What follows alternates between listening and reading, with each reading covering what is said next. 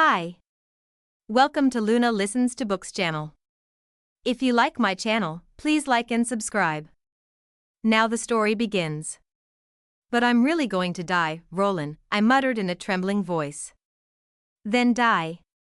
I won't come to your funeral, don't worry. Taylor finds out that even in the face of death, her husband, Rolan, still didn't care about her. She has given him years of her life, but he never even thought about her the way she did about him because he was holding on to his past. Now she has to find a way out of the marriage before he keeps hurting her. The sting on my face immediately brought me back to my senses.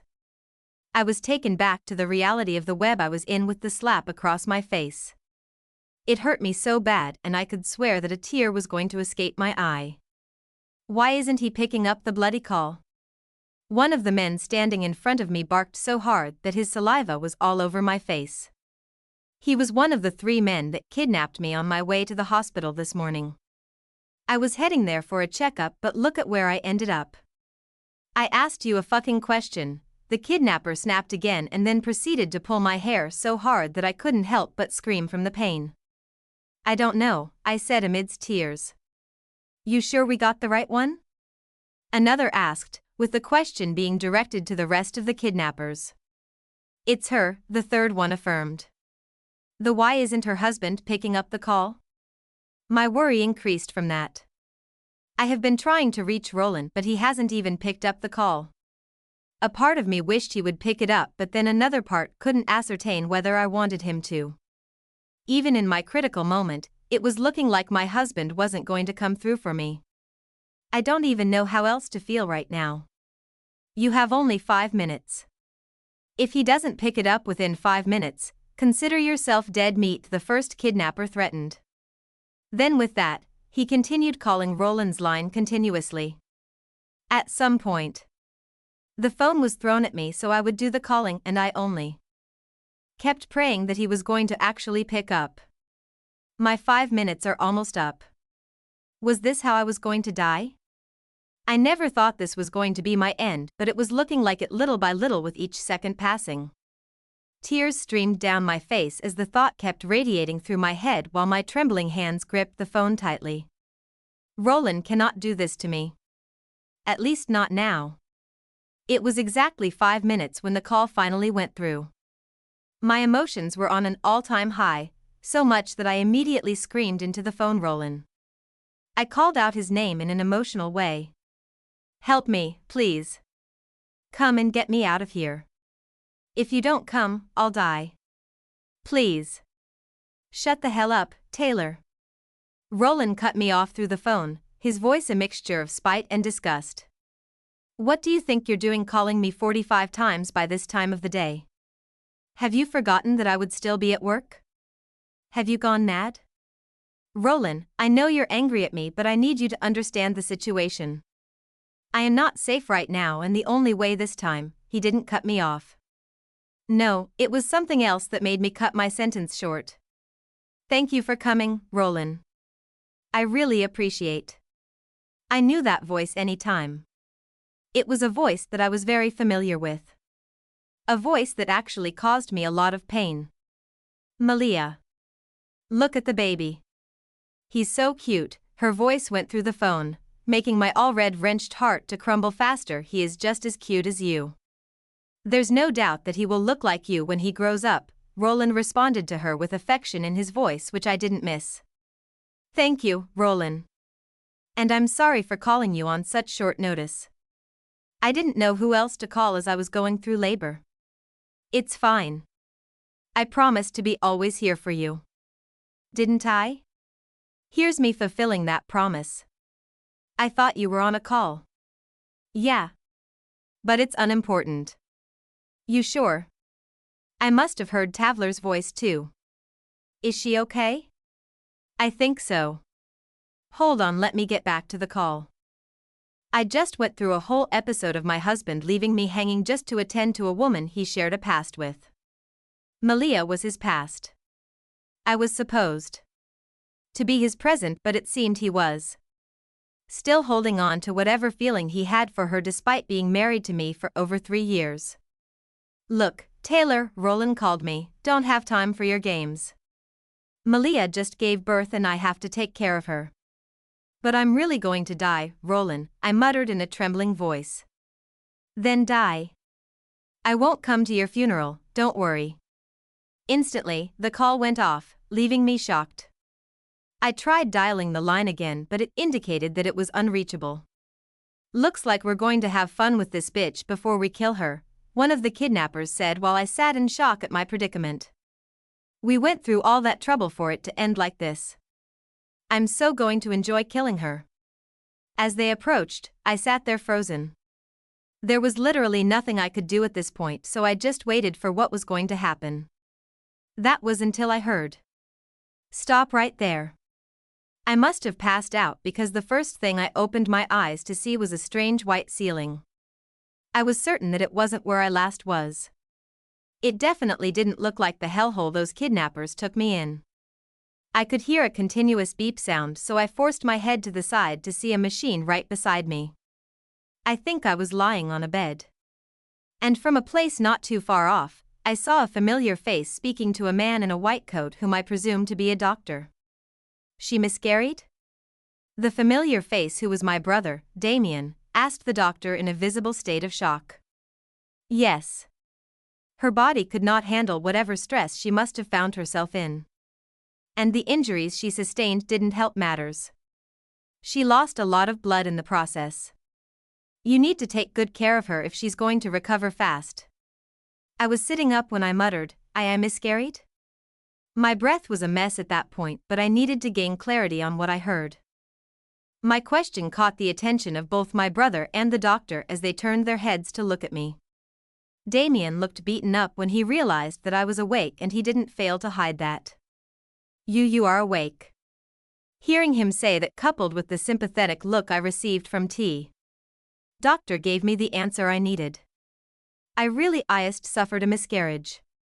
I broke down into tears almost immediately, and Damien quickly rushed to me to offer me comfort. He embraced me while I let the tears flow down freely from my cheeks. I just couldn't believe that I lost the baby that I didn't know I was carrying.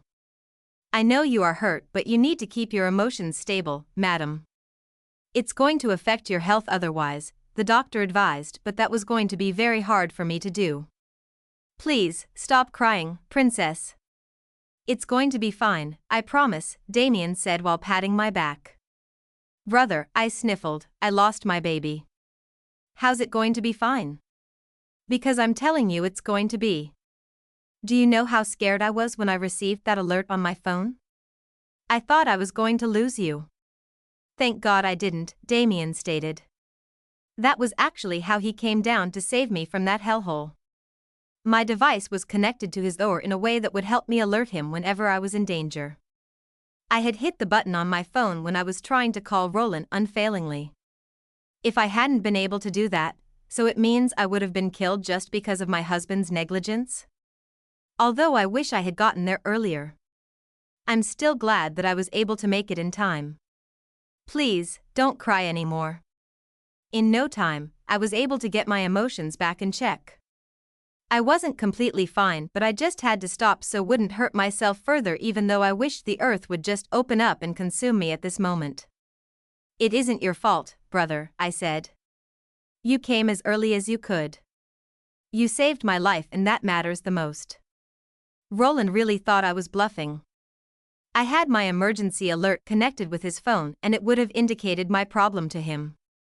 Did he intentionally avoid it? Did he think I was joking? Then die. I won't come to your funeral, didn't worry. Those words still haunted me. I guess he truly wanted me dead and out of his life. Brother, I called out to Damien about an hour later. When he looked at me questioningly, I said, I want to take a walk. I don't think it's safe, he mentioned. Concern written on his face. Don't worry, it's just within the inn. Snidel. He stared at me for a few seconds before eventually agreeing with a nod. In my robe, I stepped out of the ward and began to take slow strides down the hallway. I hadn't gone too far when I heard the sound of playful laughter. There were two people standing in front of a ward, and then a comment from one of them followed afterwards. Look at that couple. The husband is so loving. He has been with his wife since she gave birth and hasn't left her side. I wish I had a husband like him. I moved closer and my eyes went in the direction of the couple.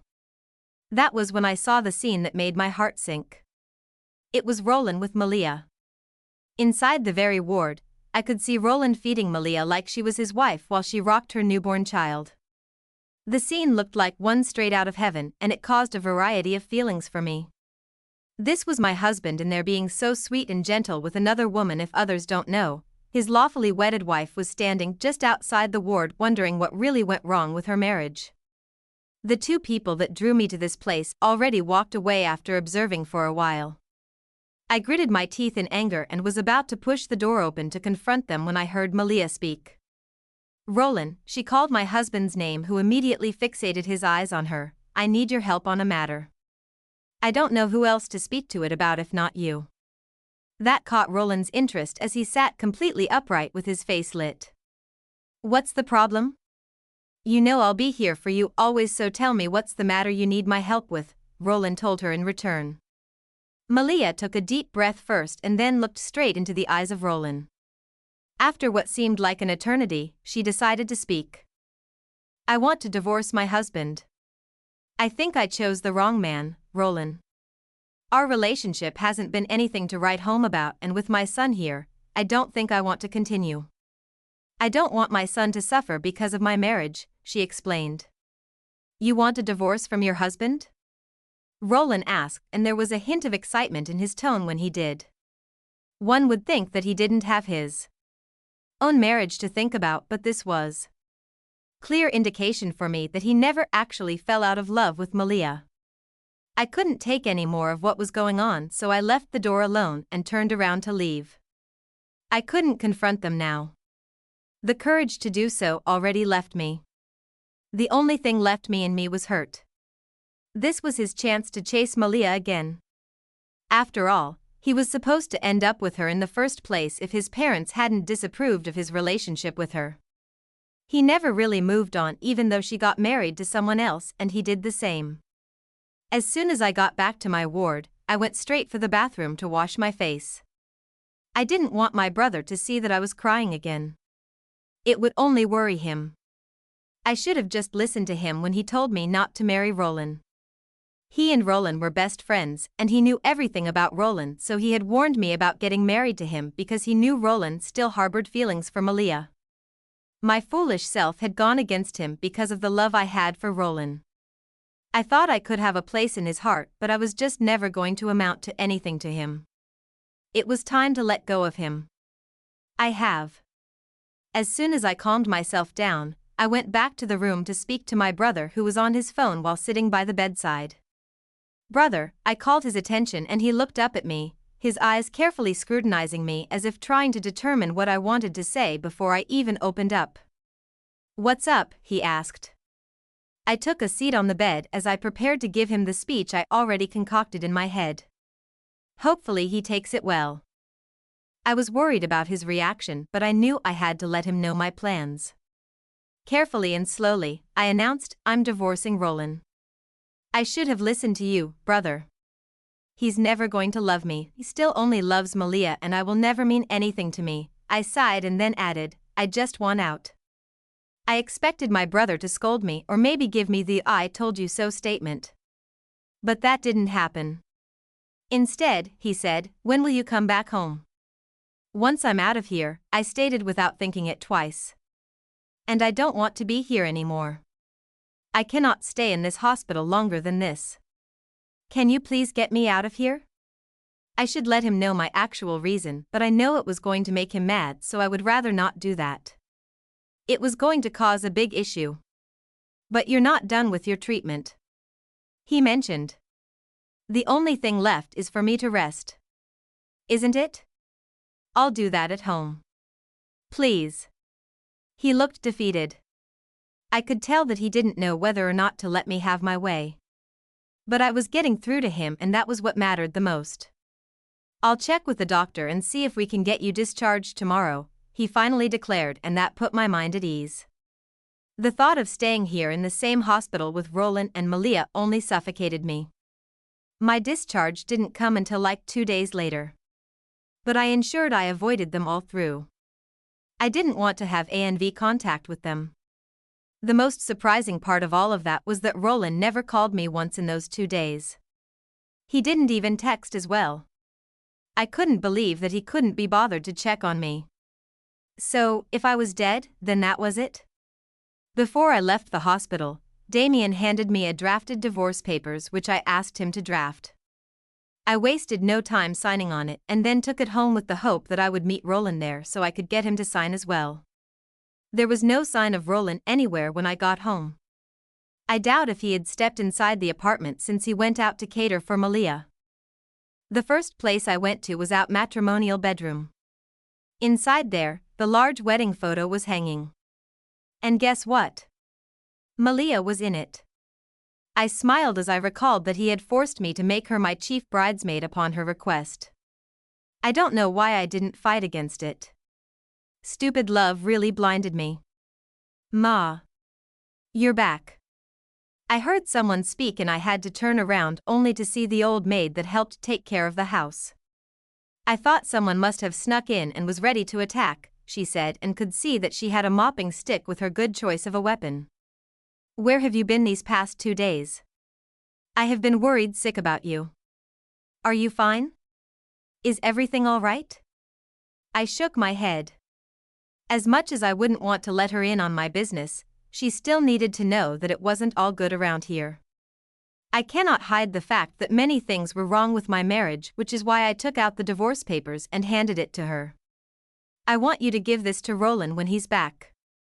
Tell him to contact my lawyer once he has penned his signature, I told her. She reluctantly collected the papers and then scanned the first page. Immediately she realized what it was, her first switched into shock. You are leaving. Yes, I am, I had to admit. I cannot take it anymore. I think I've tried enough with Rolan. He is obviously not going to love me the way I love him, so why bother trying? Please, don't leave, Ma. He's going to come to his senses soon and do the right thing. Leaving won't make it better. I shook my head again, this time a bit violently.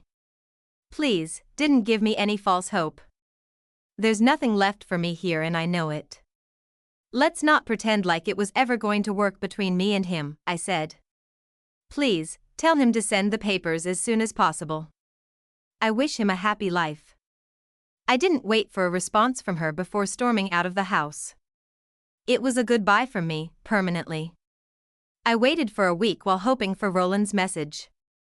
Even though I wanted out of the marriage, a part of me still lingered for his care. I hoped on it and waited for him to at least check up on me. That never happened. I had doubts that he even went to the apartment just like the other times when he would leave me all alone while I waited helplessly for him. Reflecting on that only made me realize how much of nothing I was to him. The last time we spoke was the day I was kidnapped. And the last words he said to me would forever haunt me. Today was his mother's birthday. My phone reminded me like every other year. I should be on my way to her place so I could celebrate it with her, but I couldn't do that this time around. To be honest, I was tired of pretending like everything was fine. I don't blame his mother. She was always sweet to me. But except I wanted to keep hurting myself, it was best I stayed away completely from anything that had to do with Rolan or his family. My bedridden state wouldn't even get me the permission to visit because Damien has been so strict with me recovering early. I had no choice but to listen to him. My phone suddenly rang and my heart skipped a bit when Rolan's name flashed across the screen. Was he finally reaching out to check up on me? That thought was damned the instant I picked up the call to hear his angry voice. Where the fuck are you, Taylor? What are you trying to do? Don't you know you're supposed to be with my mom? His voice was cold as he lashed out. That was as straightforward and blunt as possible. He didn't even ask to know how I was. Didn't even bother checking if I was doing okay. How could that be the first thing he throws at me? I took in a deep breath. And with my eyes closed, I said, I'm not going anywhere. That must have caught him off guard because he was about to say something before he stopped. It was like he never expected I would speak against him when I was usually the loyal wife. "What did you just say?" he asked. Guess he didn't hear well the first time I said I'm not going anywhere, reiterated. "Are you throwing a fucking tantrum right now?" Tantrum? Is that what he thinks this is? I shook my head even though he couldn't see me. "It's not a tantrum, Rolan, this is me waking up to reality," I told him. "I don't have time for your nuisance. Get your ass over to my mom's place right this instant. And don't make me have to call you again," he threatened, his voice carefully letting out each word as he did so. "Maybe you don't know, but I'm not obligated to do that anymore. It's your problem, Rolan. Deal with it." Sentence after sentence seemed to be causing more shock for my so-called husband. I wonder how he's going to react when he hears the finally verdict of the whole situation. "How dare you speak to me that way?" There he goes again with the whole egoistic act. Fortunately, I didn't care for that anymore, or I would have found myself cowering in fear at that tone which he just used to speak to me.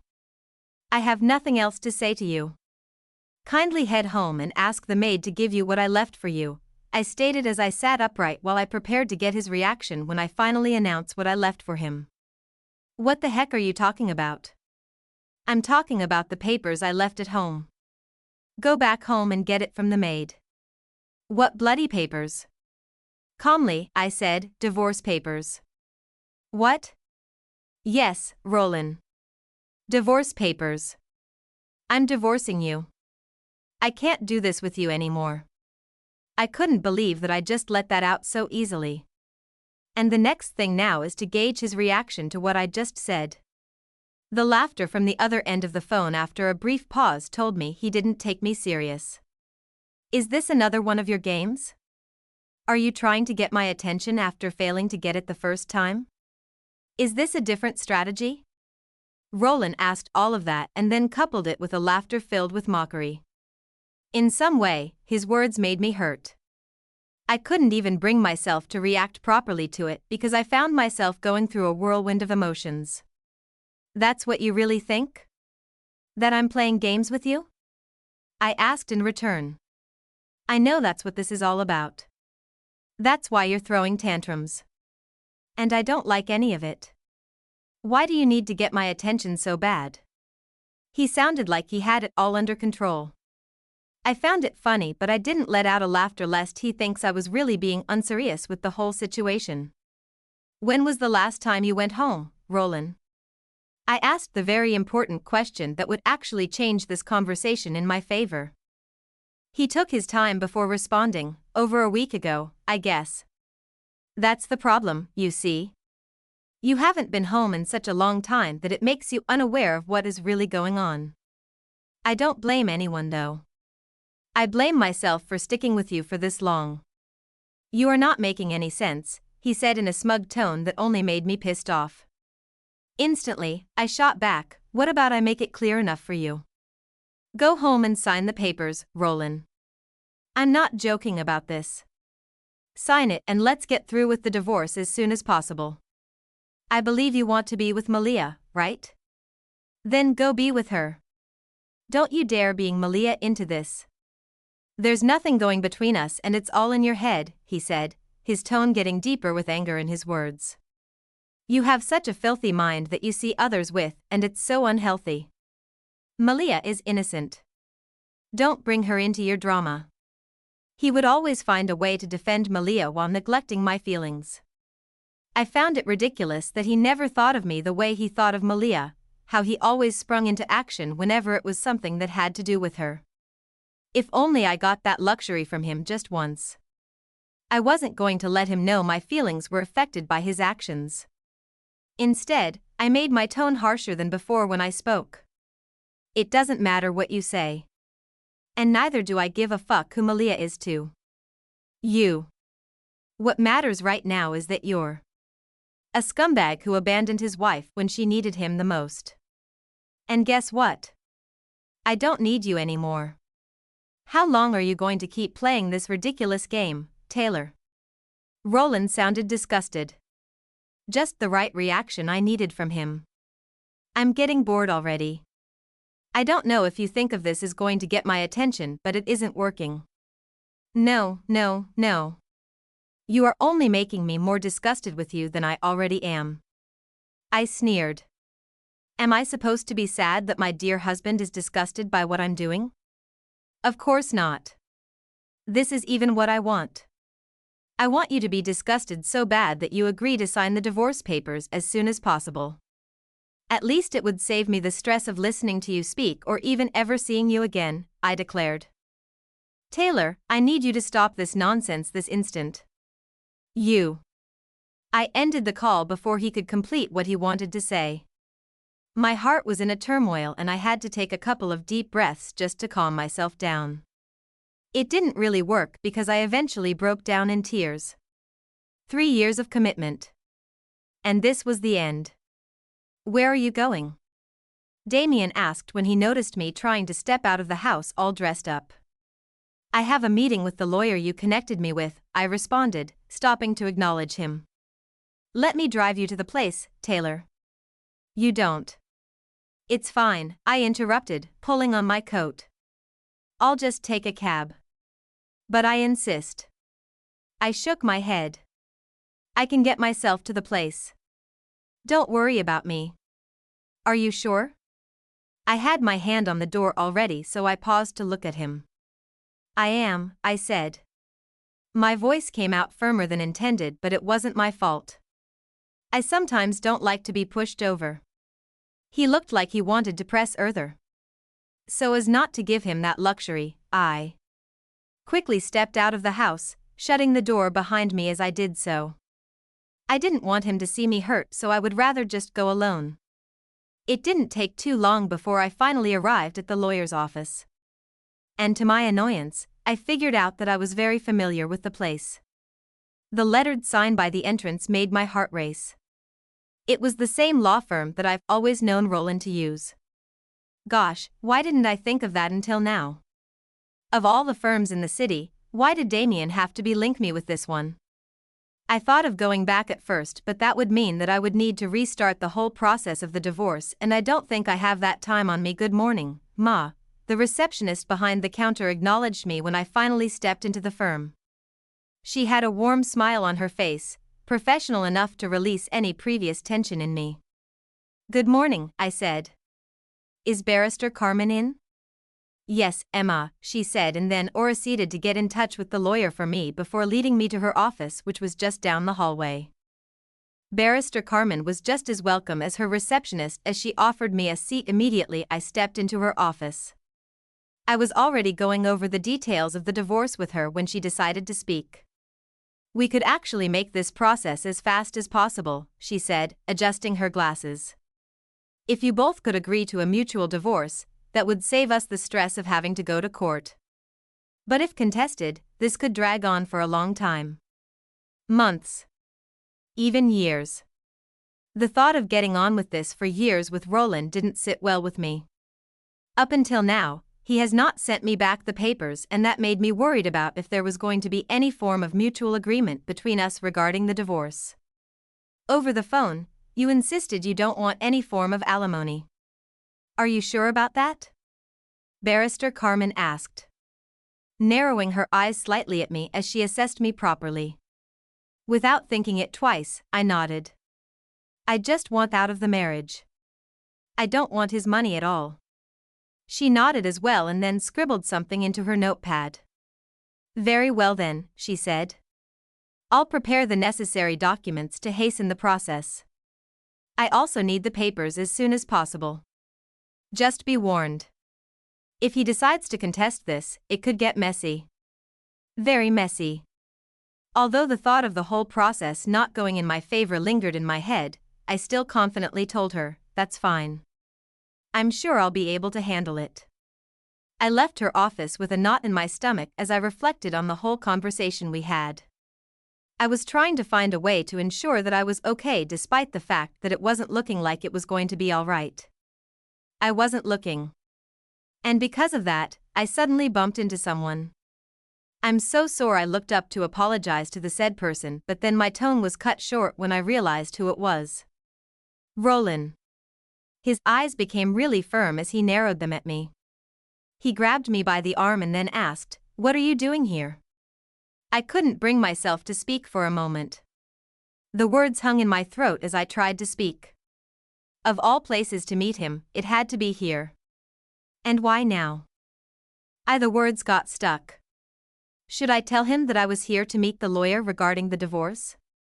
What was he even doing here as well? Before I could speak, a voice interrupted us. "Rolan."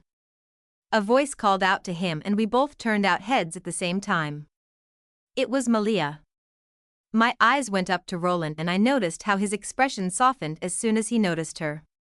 He shoved me to the side and then began to walk toward Malia. My heart sank in the worst way possible.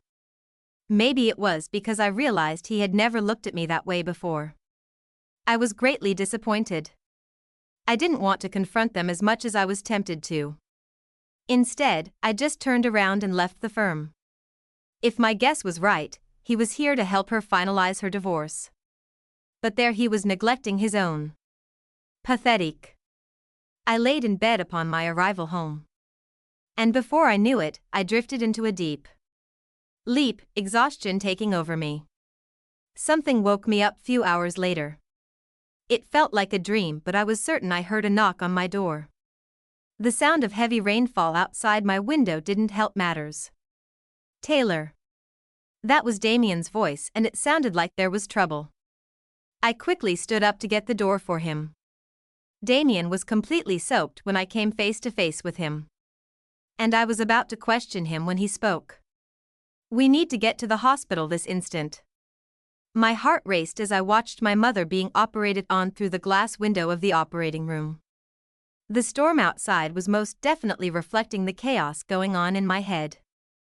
Damien has been unable to give me the details of what happened to her. I guess he was still in shock from everything. I hadn't even been able to fathom what was going on when my father suddenly stormed up to me in anger. "What were you thinking? How could you let your mother go out in this storm?" Father snapped at me, the rage in his voice very evident. I was stunned. "What?" "Dad, I had no idea she left the house." "I don't know anything about that. How am I the one being accused here for something I had no idea about? I haven't even made contact with my mother in few days." Damien quickly stepped in. "No, Dad. Taylor's been staying with me for the past few days. She's injured." "She most definitely couldn't have known about Mom's situation," he said. My father's gaze shifted back to me immediately, the anger flushed from his expression and was replaced with guilt and regret. It was at that time that he noticed the bandage on my arm, which I forgot to hide just because I was rushing out of the house. "I'm so sorry, Taylor. I didn't mean to accuse you like that. What happened to you?" I was hesitant. I glanced at Damien, who shrugged to let me know it didn't matter. "I had an incident," I said, sparing the details of what was going on between Rolan and me. "But I've been recovering at Damien's place, so don't worry about me, Dad." "I'm so sorry, sweetheart. I didn't know," Father said and then pulled me into a tight hug. That was just what I needed. "What happened to Mom?"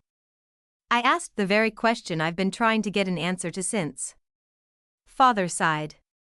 "She got a call from your husband and so left in a hurry. According to what I heard, she wanted to deliver flowers to him in the rain. That's why I thought you knew about it, because why else would he be requesting for flowers at this odd time?" I froze. Flowers in this rain when he knows she's allergic to it? Disbelief radiated in my tone. "That doesn't make any sense," Damien commented. I could feel the anger brewing in me and I knew I had to direct it to the right person. "Excuse me," I said while I stepped aside to make a call. My hands trembled in anger as I dialed Roland's number. The call connected the second time I called, but the voice that spoke didn't belong to Roland. "Hello?" It was Malia's voice. It sounded cheerful and I didn't like it one bit. "Give the phone to Roland," I told her as calm as possible. She was not my problem. Rolan was. One moment, she said, and then it went quiet for a while until Roland's voice came up. What's the matter? I'm busy, so you had better talk fast, he said. And it irritated me to the core. You asked my mother to deliver flowers in this storm, and you know she's allergic to it. What kind of a man are you? I questioned him. Isn't that her job? Besides, Malia won something today, so how else was I going to celebrate her if not by getting her flowers? That was ridiculous. If I'm getting this straight, you sent my mom to deliver flowers for Malia when you know her allergies could rise because of the storm. Is that it? I didn't force her. You risked my mother's life, Rolan. How dare you? Why are you making a big deal out of nothing? I closed my eyes, hoping I don't curse him out. In a loud voice, I screamed into the phone, I need you to sign those papers today. Enough is enough. I don't want to have anything to do with you ever again. Ever. I ended the call while still trembling. Rolan really crossed the line this time around, and I was done with him. Looking up, I saw my father looking at me with worried eyes. He must have heard what I said over the phone. It was time to let him know. I walked closer to him and quietly announced, I'm done pretending.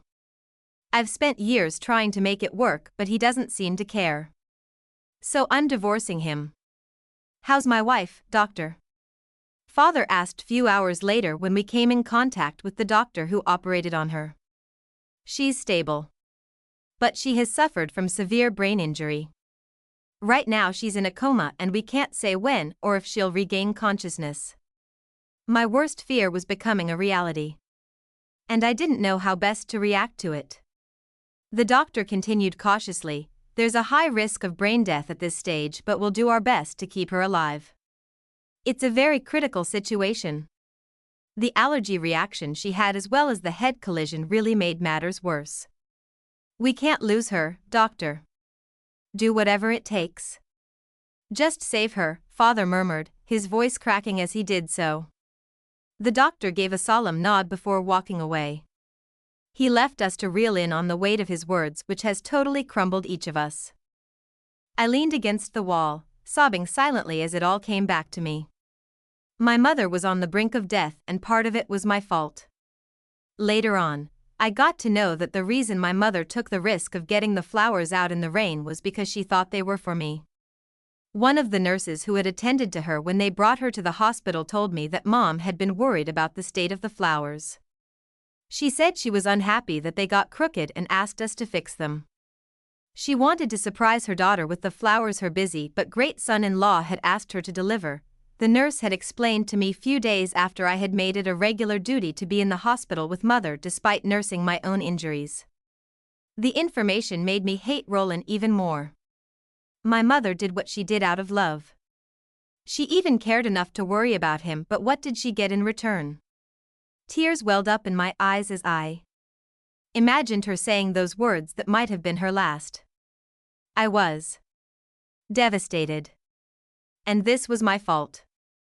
If I hadn't fed her with the illusion that everything was okay, she wouldn't have attempted to step out by that time just to get the flowers delivered.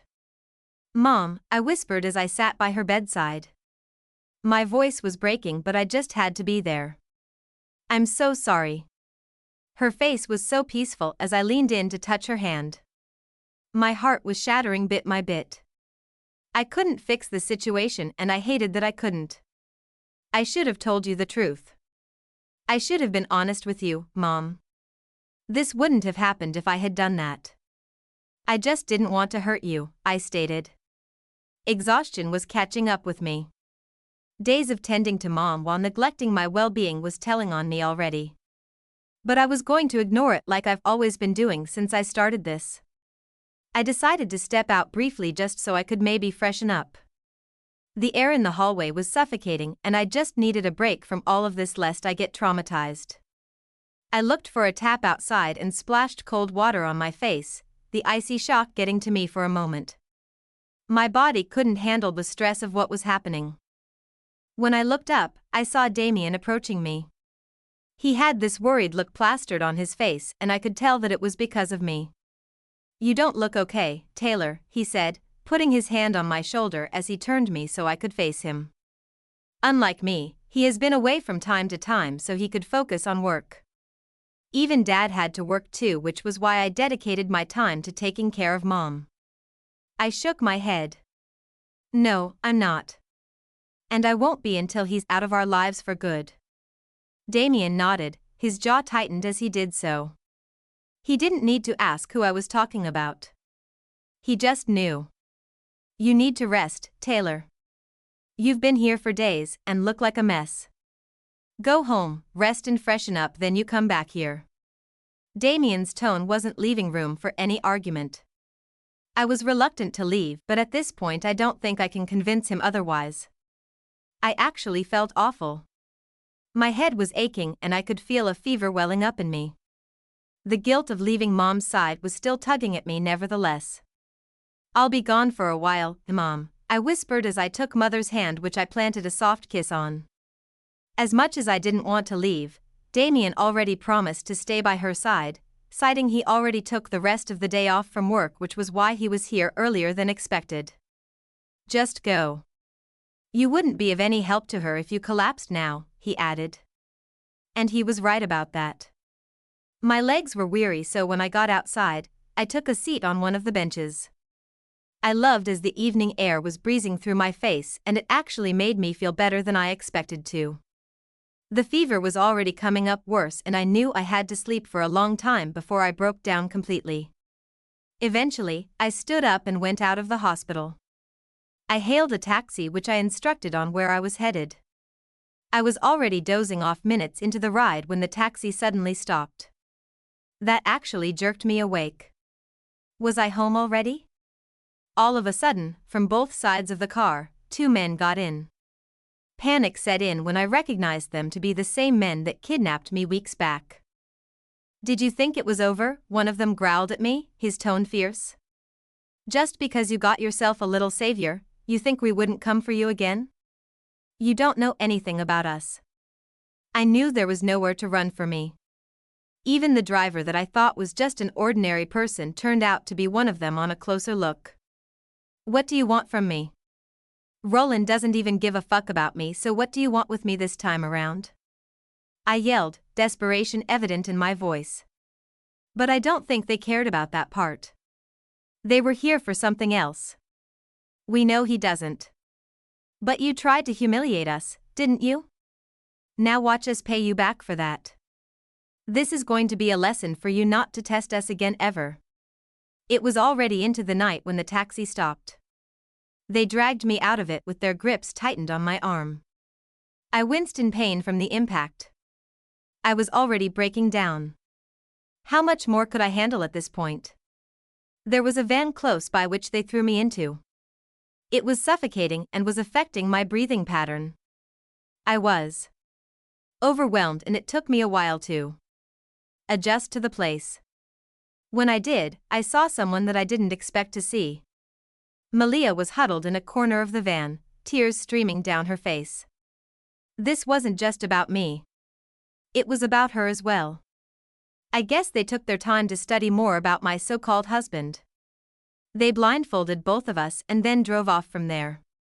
I was no longer in control of my body at that point and didn't even know when I slept off. When I woke up, I found myself in a similar situation, all tied up to a chair. But this time, it wasn't just me. Malia was beside me in the same position and she was sobbing endlessly. Call him, one of them barked, shoving a phone toward me. I knew who they were talking about, but it sounded ridiculous to me. If she's here with me, then you know that I shouldn't be the one calling him. Just let her do it, I said. The man then turned to Malia and handed her another phone with the same instruction he gave me beforehand. They loosened the rope on her while she trembled. I watched as she dialed his number while shaking like she had just seen the worst thing to ever happen. The number barely rung when Rolan picked up the call. I wanted to laugh but I couldn't. He wasn't even trying to hide how much he loved her at this point, how much he cared about her. Rolan. Please come. I've been kidnapped. Please save me, Malia pleaded while still sobbing. One of the kidnappers snatched the phone from her hand and said into the phone, "We have both your wife and your mistress. Be here in 30 minutes alone or they both die." I wasn't very much surprised where Rolan showed up in exactly 30 minutes as stipulated. Hell, it wasn't even up to 30 minutes when the door burst open to reveal him walking in while scanning the room for none other than Malia. Malia, he called her name, rushing toward her almost immediately. But there he stopped about 3 feet away from her when his eyes landed in mine, disbelief flushing his gaze. "Surprised?" I asked, my voice dripping with sarcasm as I let out a bitter laugh. "What are you doing here, Taylor?" he asked, confusion clouding his features. "What does it look like?" I gestured toward the rope around me just so he could see that I was in the same situation as the woman he rushed down here for. "I know you're here for her, so don't worry about me." The situation was really dawning when I had called him severally the first time I was kidnapped. He didn't pick up in time and neither did he believe a word said when he eventually picked up. But look how he rushed down when Malia reached him. I lost my pregnancy because of him too, but I don't think any of that matters to him. He stood there looking between me and Malia got a long time, his face pale as his hands began trembling. Eventually, he turned to the kidnappers and asked, "What do you want?" His voice was firm but the unease was there. One of the kidnappers leaning against the wall sneered at him. "What do we want?" His tone was filled with mockery. "You should have thought about that before you made us enemies. But to be honest, if we had known you would given us trouble, we would have taken your mistress the first time instead of your wife. Look how you got down here as soon as possible when it was your mistress that contacted you." Another round of confusion plastered on Roland's face. I think he was trying to put 2 and 2 together, but he was finding it very difficult to. "And you," another kidnapper turned to me, a malicious grin wide on his face. "You poor thing. I remember how many times you called yet he didn't bother picking up. Not even once until the last second. That's a sad story, isn't it?" It was then that Rolan got a hang of the situation. His face froze in the process of assimilating. "Taylor," he called out to me. "You don't have to say anything. I dick. Call you over and over again, but you thought I was bluffing. You thought I was wasting your time. I'm not surprised though, because I know how much you care about her and not me. I'm mostly disappointed that you had to do that. Even more disappointed that you had to get my poor mother in the middle of your nonsense." I let that out in a complete breath. That was me letting out most of my pain, and he had to know that he really did ruin my mental health. It was all messed up as it is. "Enough of this nonsense." One of the kidnappers snapped. "We'll make it simple for you. We are going to let one of them go." "So who's it going to be? Your wife or your dearest mistress?" Roland's eyes darted between me and Malia. "No," he said firmly. "You'll let both of them go." The kidnappers laughed, all 3 of them. They seemed to be amused by Roland's composure and they wanted to let him know. "You don't do the negotiations." "We do. Now you either choose we or we choose for you." I already gave up on being the one to be saved until I heard Roland speak. "I have to save Taylor. If not for anyone's sake, but for Damien, my best friend. They won't be happy if I don't." Was that it? Was that him choosing me for over Malia for once? Well, that shattered the minute Malia whimpered in pain. All of his talk went down the drain as he announced to the kidnappers in a loud voice. "Let her go," he said, pointing at Malia. My heart stopped. Instantly I knew one thing. I had to save myself. "This is your fault, Taylor. You shouldn't have gotten yourself in trouble," Roland said as Malia ran into his arms. I laughed. I was hurt, but I was able to let out that laugh just to show that I found everything going on ridiculous to the core. "My fault? I was kidnapped because of you, Rolan. You. And you're saying it's my fault?" I barked at him. He didn't respond. Instead, he began to walk out of the room with Malia in his arms. It was the laughter of the kidnappers that brought me back to reality. I still wasn't free and I needed to. a way out of this myself. Your husband chose his mistress over you. How sad.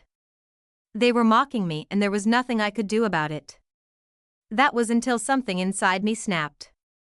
I began to strain against the ropes used to bind me to the chair. I don't know where the strength came from, but I used every ounce of it to free myself from the restraints. A sort of adrenaline was coursing through me and I used that momentum to charge through them, shoving them aside as I began to make a run for it. What the hell is this bitch doing? Stop there. They called out, attempting to catch me. I continued running. I had no idea I was on a top floor. But when I realized, that didn't stop me. Instead, I took the initiative to take a leap, my eyes finding the very last person I didn't want to see at this crucial moment. As my body made contact with the ground, I shut my eyes hoping for death to come. That was what I needed. How am I not dead? That was the very first question I asked myself when I opened my eyes to realize I was in a hospital. Pain was surging through me like pierces and I could feel every part of my body screaming for mercy. You're awake. Thank goodness. Damien's voice came through. That was right after I let out a groan to reflect the pain I was experiencing. What happened? I asked my brother as he helped me sit up. Passers-by found you lying unconscious on the ground. They said you leaped from the top of a building. You were, however, lucky to have landed into a dump. That was what saved you. However, you passed out from the trauma, Damien explained, putting me on the whole situation that happened. But what would make you do such thing? I took my time before responding. It happened again. What happened again? I was kidnapped again. By the same set of people. And Rolan couldn't save me again, I stated, telling him the whole thing. It was at that time that I realized that my father was here with us. Do me a favor, brother. Can you call him so I can say it to his face? I want out already. I'm tired of waiting for him to finalize the divorce. That bastard. Damien hissed, clenching his fist. I'm going to kill him when I see him. Let me get my hands on him first. Damien walked away from me and then went to make a call. My father came closer and held my hand and asked me, "Are you okay, sweetheart?" "I'll be fine, Dad," I said. "He's on his way," Damien announced later when he came back. And truly, he did show up. Make it quick. I have to get back to Malia. She has been through a lot. Rolan never got to finish that statement before a fist connected with his jaw. He staggered back, his eyes in shock when he realized that it was Damien that hit him. "What was that for?" he asked. "Have you gone mad? You have been the worst husband to my sister, and instead of being remorseful, the only thing you care about is that woman who isn't even married to you. What the hell's your problem?" Damien questioned him in a loud voice. "How's it my fault she got herself in this situation?" Rolan asked, standing upright as if not dazed by the punch. "Her fault? You fucking bastard. She got kidnapped because you got their boss arrested. Why else do you think they made your wife a target? They were trying to get back at you through her. Do you even know what she lost?"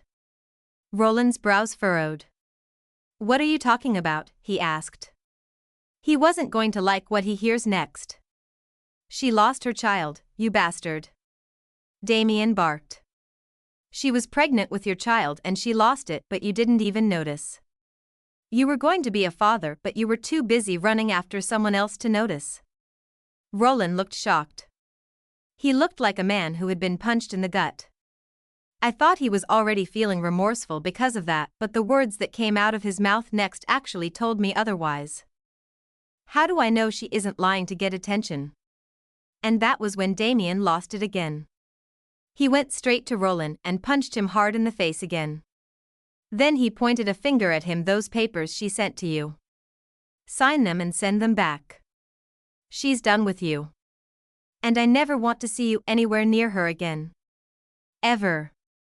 Rolan eventually sent the papers back to me already signed after a week. I Didn't know how to feel about it, but then knew I had to get through this one way or another. The divorce was finalized, and I spent the next few weeks trying to recover both physically and emotionally. Damien and my father were there to nurture me to full health while taking of Mom at the same time. It didn't take too long when I heard that Rolan was planning to get married to Malia. I did see it coming from a mile away. I mean, that was the reason he was eager to help her get through her divorce, which he had eventually succeeded in doing. "Are you okay with all of this?" Rolan's mother had asked me one time when she reached out to check on me. That was actually the last contact I made with his family before cutting them off from my end. It was intentional if I wanted to heal from the divorce. "I'll scale through," was my brief response to her. And of course, I was scaling through. I went away for a few months just so I could get enough therapy. I needed to find a way to heal completely without holding back.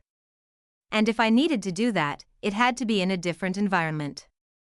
Social media didn't help matters in some way. Malia kept updating on how she got married to Rolan, and even when she finally got pregnant with his child.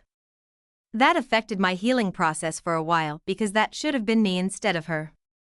But I moved on. And after some time, I went back to the city where I first went to see my mother, who was still in a state of coma. Seeing her that way broke my heart, but there was nothing that could be done about it no matter how hard we tried. "I miss you, Malia," I heard that name as I passed by one of the wards on my way out of the hospital. It sounded like a whisper, but it managed to make its way to my ears. I was curious, so I stepped back. Was Malia here? And if she was, who was she here with? The ward was slightly ajar, so I got a clear view of what was happening inside. Malia was really there. But she wasn't here for a random checkup or something. She was here for the doctor himself. The position they were in was too close for the eyes. She was leaning into him while brushing his arm. And then all of a sudden, to my surprise, they both kissed each other, which lasted for a few seconds before they stared into each other's eyes. I was in a state of shock. What was going on here? Isn't she the same woman that Mu's ex-husband wanted to bring the world down for? I fumbled for my phone and quickly took a few pictures of them without thinking. They got back to kissing, and it started to become more intimate before I decided I had seen enough. Malia was having an affair, and I was certain Rolan had no idea about it. He would think she was the most faithful wife ever, but here she was making out with another man. Who knows if the pregnancy was his in the first place? What was I going to do with those pictures? I had no idea just yet, and because of how overwhelmed I was, I retreated to the washroom to pour some water over my face. I took my phone out one more time. "Unbelievable," muttered from my lips as I looked at the pictures. This was like a vindication, but to what end? A thought got into my head. It didn't seem like a good one, but I might be taking it. Who knows, could be my revenge after what Rolan did to me. "I don't think I have an appointment with you, madam," the doctor said as I made my way to the chair across his desk to take a seat. This was the same doctor I saw Malia making out with some days ago. My mission here was very simple, and I planned on going straight to the point. "I'm here because of Malia," I said as I took a seat. A smile made its way to my lips as I stared at him, watching closely as he observed me. I watched as his expression hardened when I mentioned Malia's name. "Who is that, madam?" he asked, feigning ignorance. But I came here prepared and wasn't going to back down until I got the truth from him. I pulled out my phone and showed him the photo I had taken of him and Malia when they were making out.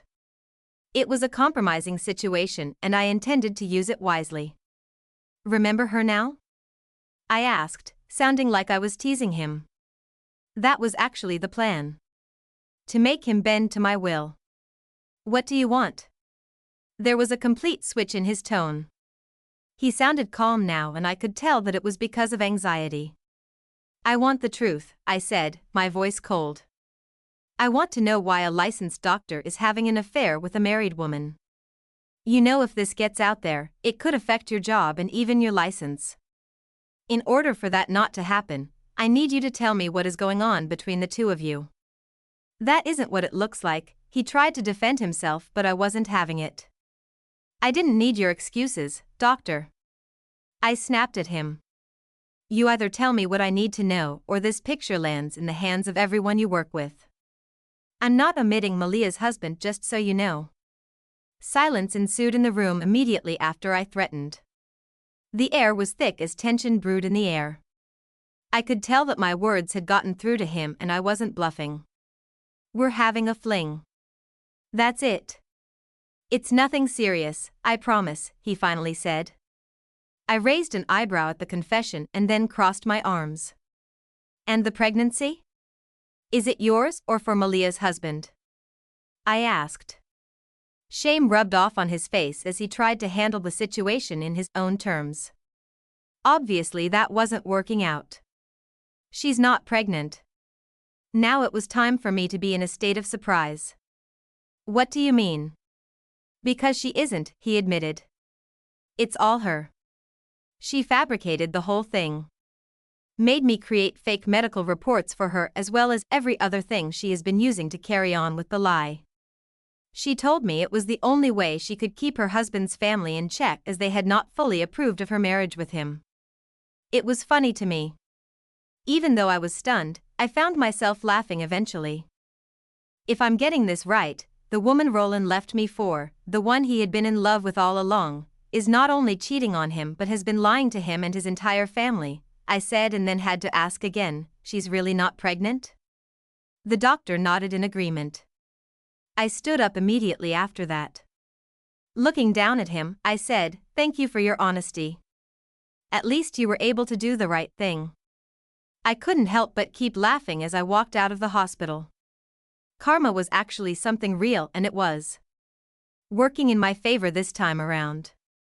I picked up my phone and decided to call Damien. Immediately he picked, I told him in an excited voice, prepare yourself, brother. We've got a gender reveal party to get to. It was the right moment. I have been waiting a long time for this day, especially since I found out about it. I was already wondering how the whole thing was going to go. Everyone was in for a surprise. I managed to convince Damien to go with me to the party even though he was insistent on not going before. He was still mad at Rolan and expected me to be as well. If only he knew what I had planned. When we got in, the first person we saw was Rolan, who looked shocked to see me. I was obviously the last person he was expecting to see here, not after what he did to me. But I was here for a different reason. A reason that would rub everything in his face. You look good, he said, trying to adjust to the fact that I was here. I didn't know you were coming. Neither did I. But here I am, I said, and without waiting to have another conversation with him, walked into the party. Let's find a spot, I told my brother, who looked mad. I was certain that he held it within him not to punch the living day out of Rolan on sight. Malia was in the center of the room, basking in the attention as she laughed with the women surrounding her. Her hand rested on her first tummy as if to say she had a baby in there. That twisted my insides. The audacity. The room suddenly fell silent when Rolan's parents took the center stage holding small boxes that I believed to contain the reveal. Rolan stood beside them and he looked restless. His eyes kept flickering around the crowd, and it made me wonder if he sensed something was amiss.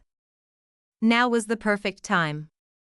I walked up to Rolan's parents, who were suddenly excited to see me. They sure didn't expect to see me here.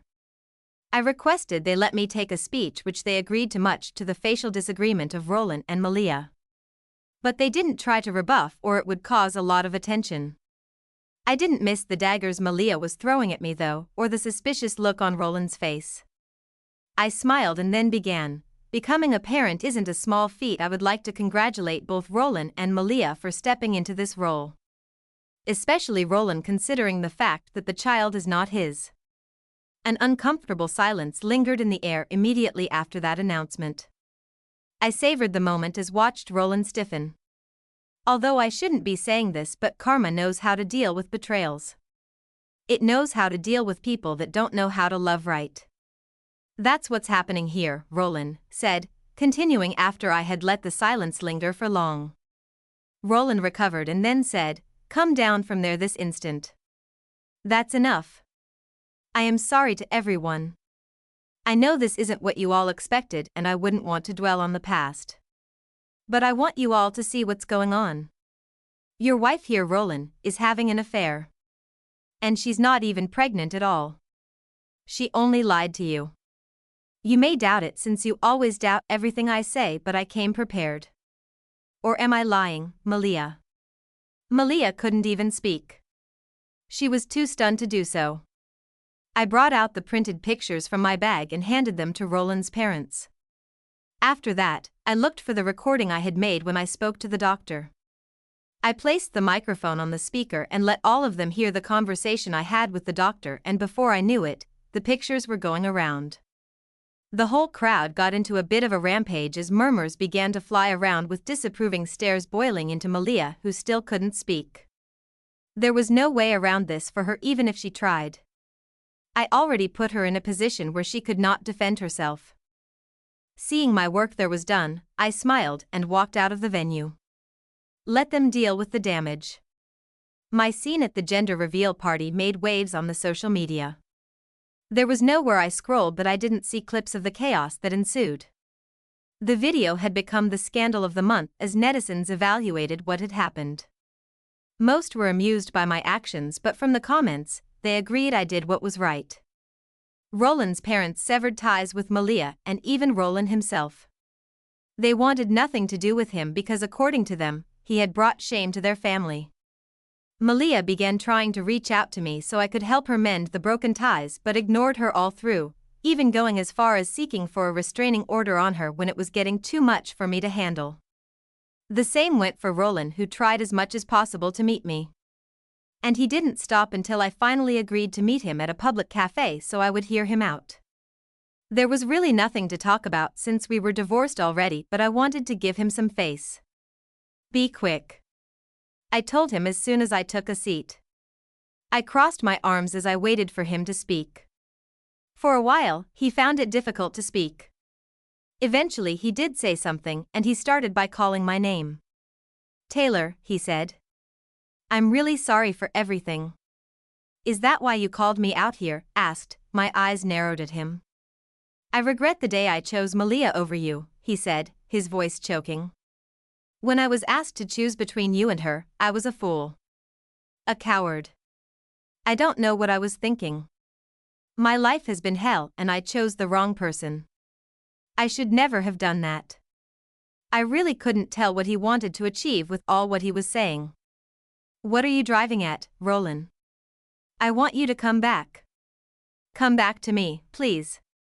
One thing Rolan was good at doing lately was making me laugh. And it was because of how ridiculous he tended to sound when he speaks. I don't think he listens to himself before those words come out of his mouth. Come back? To who? You. That's the most absurd thing I've heard in a while, I said, mockery evident in my tone. But I can't live like this anymore. I can't live knowing how much I hurt you. I'm begging you, Taylor. Come back to M. I'll do anything to make it right. Anything. I shook my head. This isn't about forgiveness, Rolan. I don't care about it anymore. Do you really want to know how I feel? I paused for a while before adding. I feel satisfied. Yes, satisfied to know that karma finally caught up to you. This is a taste of your own medicine. This is exactly what you put me through and you're getting it right back. Roland's shoulders slumped, his hands falling to his sides. He looked defeated, which is the right way he should. Do me a favor and don't contact me again? We are divorced. I already put a restraining order on your cheating wife, don't make me do the same for you. And that was it. I walked out of the cafe with a sense of peace flowing through me. The years of pain was finally behind me. And now all that was left was for my mom to wake up. It was finally time for my mother's surgery. I hoped it would be successful, but at the same time, I was scared it could go wrong. I paced back and forth as I anxiously waited for the doctor's update. Dad and Damien were also uneasy as they paced around the hallway. As soon as the doctor came outside, my heart skipped a beat. She's going to wake up, the doctor said before any one of us got the chance to question him. He had a reassuring smile on his face as he added, "It will take some time, but she's going to be fine." I felt my mind go at ease then. My mom is going to make it. I was still basking in excitement when a call came in. The name Hudson lit up my screen with series of love emojis in front of it. A smile made its way to my lips as I proceeded to pick up the call of my new lover. He was my therapist whom I had built a connection with during my sessions with him. "How did it go?" he asked, his masculine voice melting my insides through the phone. Yes, I said excitedly. "She's going to be fine." "That's beautiful. So I guess we're finally going to do it, right?" He was talking about the plan to join him in his city where I planned to start afresh with him. The thought of it was already making me happy as I looked forward to it. "Of course. I can't wait to be with you." "Hudson," I had to admit. "Neither can I." Starting a new life with him was just what I wanted. Me, Hudson, and the little angel on the way. He doesn't know it yet, but I'm pregnant. He's going to be in for a beautiful surprise when I see him. With him, I was certain of a forever. Today's story is over. Thank you all for listening.